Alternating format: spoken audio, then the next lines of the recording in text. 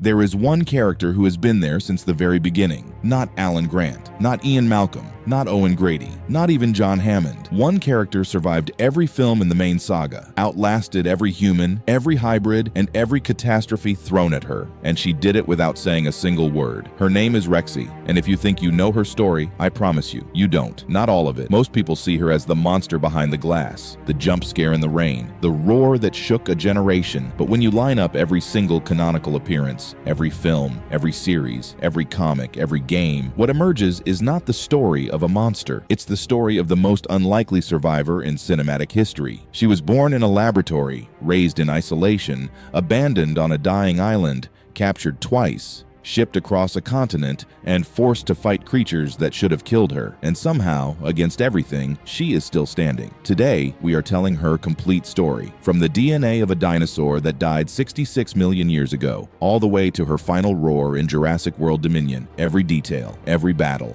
every moment that made her a legend. This is the entire story of Rexy. To understand Rexy, you have to go back further than 1993, further than InGen, further than John Hammond's dream. You have to go back 66 million years, to a world that belonged entirely to creatures like her. In the final years of the Cretaceous period, a Tyrannosaurus Rex, her direct ancestor, came face to face with a Giganotosaurus, a predator larger, younger, and arguably more powerful. The fight was brutal and short. The T-Rex lost. It died on the ground of a world that was itself dying, unaware that its blood would carry a legacy far beyond anything that extinction could erase. A mosquito landed on that carcass and fed. It was then preserved in tree resin, hardening into amber over millions of years, holding that ancient blood perfectly intact, a biological time capsule buried in the earth, waiting to be found. In 1987, InGen found it.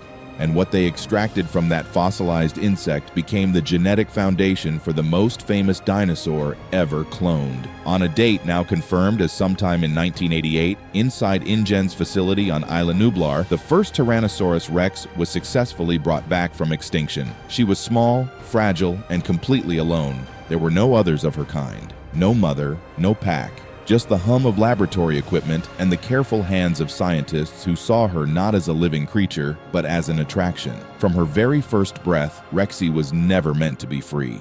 From 1988 to 1993, Rexy grew up inside a paddock on Isla Nublar. No companions, no territory to claim, just the slow, frustrating rhythm of captivity. Fed on schedule, observed from a distance, studied like a specimen. For 5 years, that was her entire world. Then came the night that changed everything. On a stormy evening in 1993, Dennis Nedry disabled the park's security systems, and the electric fences that kept Rexy contained simply stopped. No alarm, no warning, just silence. And then the realization that the walls were no longer there. She didn't hesitate. She walked through. What followed became one of the most iconic sequences in cinema history. The ripple in the water glass, the flare in the darkness, the ground shaking beneath something massive and unstoppable. Rexy wasn't escaping. She was expanding. That island had always been hers. The park had just forgotten to tell her. By the time the chaos settled, she had killed a Gallimimus in open daylight, proven herself faster and more intelligent than her captors had ever given her credit for, and delivered the killing blow to 2 velociraptors inside the visitor center, saving, almost incidentally, the lives of the very humans who had kept her caged. Then the helicopters came, the survivors left, and Isla Nublar went quiet. For the next 9 years, Rexy had the island entirely to herself. No fences, no feeding schedules, no humans watching from behind reinforced glass. InGen cleanup crews returning in 1994 discovered Triceratops carcasses with enormous bite marks, evidence that Rexy had wasted no time establishing herself as the undisputed apex predator of an abandoned paradise. She didn't need the park. She never did.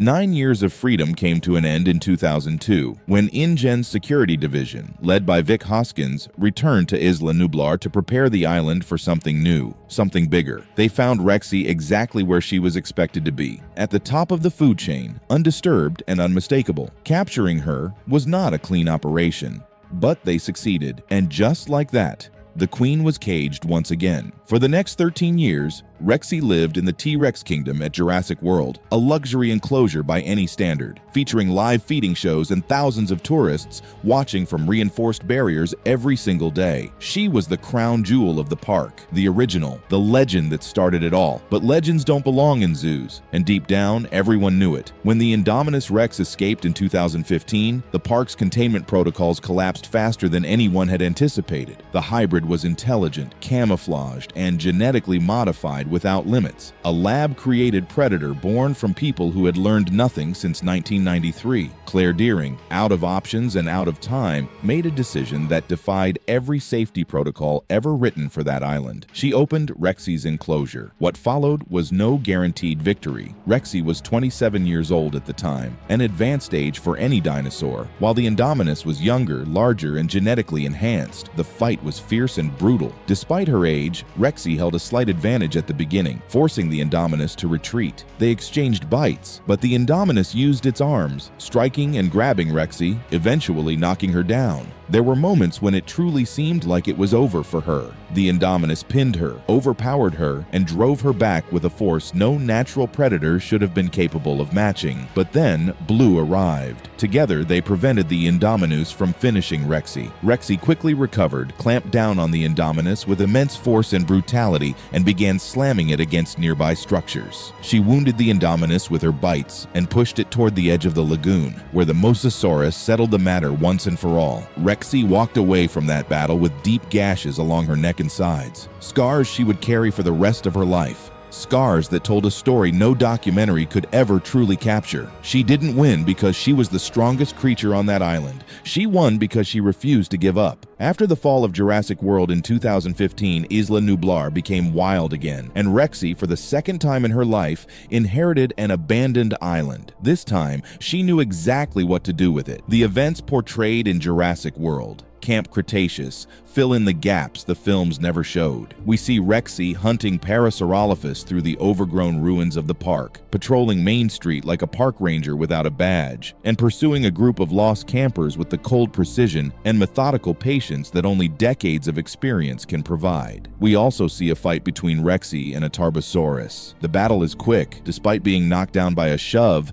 the Tarbosaurus isn't as strong as Rexy, and she finishes it with a single bite to the neck. It's the fastest clash between large theropods in the franchise. She wasn't angry. She wasn't frantic. She was efficient. This is what 30 years of survival looks like. But the island itself was dying. In 2018, Mount Sibo began its final eruption, and everything changed. As lava consumed the jungle around her, Rexy kept fighting, taking down a Carnotaurus that threatened Owen Grady, confronting a Baryonyx in the shadows of a ruined facility, and ultimately being sedated and loaded onto a cargo ship called the Arcadia, bound for the mainland. She didn't go down without a fight. She never does. The ship docked in California, the dinosaurs were released, and in the final moments of Fallen Kingdom, Rexy walked to the edge of a cliff overlooking a California nature reserve, locked eyes with a lion and roared. It wasn't a threat. It was an announcement. The world had changed, and whatever came next, she intended to be part of it. In 2022, Rexy had been roaming the wild regions of the United States for 4 years. Biosyn Genetics, the corporation that had quietly positioned itself as the world's leading authority on dinosaurs, spent 3 years tracking her through forests, highways, and everything in between. 3 years to capture a single dinosaur. That alone says everything about her. She was eventually captured and transported to Biosyn Sanctuary in the Dolomites, Italy, a vast ancient valley that, in its own peculiar way, was the closest thing she had ever had to a true home. Open land, other dinosaurs, no tourists, no fences in sight. But the Giganotosaurus was there as well. The same species that killed her ancestor 66 million years ago now shared her territory, and when their paths crossed, the weight of that history was impossible to ignore. The Giganotosaurus was larger, and that much was clear. In their first encounter, the fight between Rexy and the Giganotosaurus was intense, but the Giganotosaurus had the advantage. It defeated her and drove her away. Later, we see the Giganotosaurus take Rexy Rexy's prey, slamming its body into hers, biting her on the snout, and forcing her off again. In a third encounter, Rexy faces the Giganotosaurus once more and fights the larger predator, and this time she seems to gain the upper hand. But in their final encounter, the Giganotosaurus brutally overpowers Rexy. Despite the darkness, it's clear she can no longer keep up. It knocks her down, steps on her skull as if demanding submission, rams her with headbutts, and clamps onto her neck, eerily similar to what happened millions of years ago, before hurling her against an obstacle. Rexy loses consciousness, and it lets out a victory roar. A flare fired by pilot Kayla Watts gave her the second she needed. Rexy recovered, regrouped, and then drove the Giganotosaurus straight into the claws of the Therizinosaurus, killing it almost instantly. 66 million years of history came to an end in one collision. The ancestor had fallen, the descendant did not. After the battle, the sanctuary settled into something resembling peace, and in the quiet that followed, Rexy found something she had never had in 34 years of life. She found Buck and Doe, the T-Rex pair from Isla Sorna, dinosaurs of her own kind, and for the first time since that laboratory in 1988, she was not alone. The animal that was born in isolation, that fought every battle by herself, that carried every scar without a single companion to share the weight, finally had a family. That is the story of Rexy, not a monster, a survivor. 34 years of captivity, abandonment, volcanoes, hybrids, and hunters, and she is still standing. One last thing before you go, her name is not Roberta. That was the nickname given to the animatronic used on set in 1992. Her canonical name, confirmed in Camp Cretaceous, has always been Rexy. If her story meant something to you, leave a like and let her know. And tell me in the comments, does Rexy deserve this ending, or should she have died a legend back in 1993? I'll see you in the next one.